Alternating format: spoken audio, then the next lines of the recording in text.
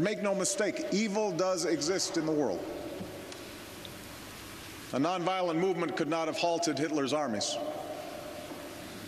Negotiations cannot convince al-Qaeda's leaders to lay down their arms. In some ways, it's a very historic speech, and the president, I think, did a very good job of representing the role of America. Well, the former House Speaker there, Republican Newt Gingrich, praising President Obama for his speech in Oslo, Norway, accepting the Nobel Peace Prize. Sarah Palin, former vice presidential candidate on the Republican side, obviously, also praising the speech today. We're back with the panel. Charles. Well, I thought it was the best speech he's ever given on the foreign soil.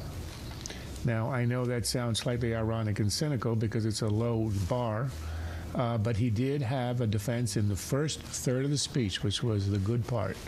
A defense, a robust defense of war in general as a necessity, of the Afghan war, and also of America's role, as he put it, in underwriting the security of the world for 60 years, something he hasn't emphasized in the past, and that he did, and that was, it went against the grain of that audience of his, which was overdressed, overtitled, underemployed, one world Scandinavian lefties.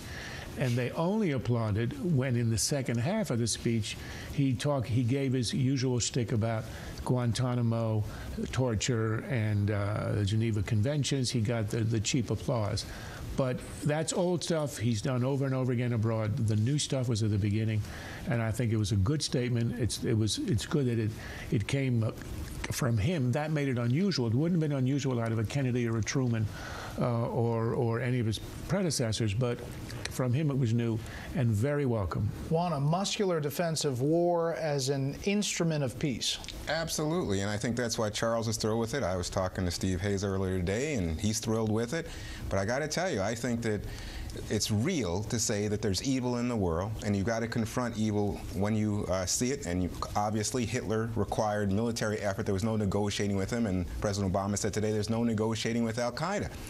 And when he mentions the U.S. role, for example, in establishing peace after World War II, he points out that wasn't just done with diplomacy. It required the blood and sweat and life of Americans, as well as our treasure, in order to create that world. But when I hear this, I think to myself, he's filled with ambiguity, uncertainty. You know, Dr. King spoke of what ought to be, but he's speaking about what is. Well, what is we've been involved in a war for 8 years based on weapons of mass destruction that didn't exist, and now we're involved in another war here for 8 years, and we haven't accomplished much. We don't know where we're going or what we're doing. He says afterwards in the press conference, oh, getting out in 18 months is absolute. There's no question about that. Well, what have we heard this week? His generals have been saying they think we're going to be there for longer than 18 months. So to me, a lot of nice rhetoric. I think it was interesting. It's almost like the philosopher King Obama. The philosopher King was on display today, and he was resplendent. But to me, if you're talking about our situation today, I do not see it as a speech that helped to elucidate how we deal not only in Afghanistan, but we deal with the nuclear threat coming from Iran. Steve? Typical Juan, always taking shots at the president, you know, ripping on him. It's nonstop here on this panel.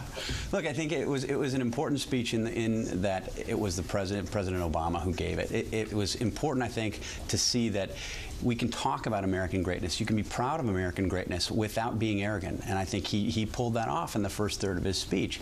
I do think the speech went downhill from there, and the second two-thirds was filled with sort of typical Obama-esque rhetorical flourishes and excesses. And there was also, part of the speech where there was a real clash between what he's done and what he's talking about. And you saw this dating back to the Berlin speech that he gave as a candidate. We talked about human rights. He said it again today and said we need to be on the side. We need to tell people that we're on the side of these movements of hope and history.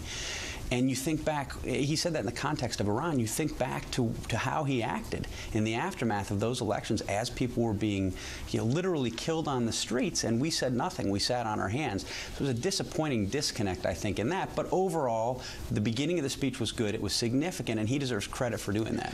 Charles, last thing. Did he pull off humble? No, he can't, but he tried hard, and he got about halfway there. His introduction, in which he said others are more deserving, was good but short.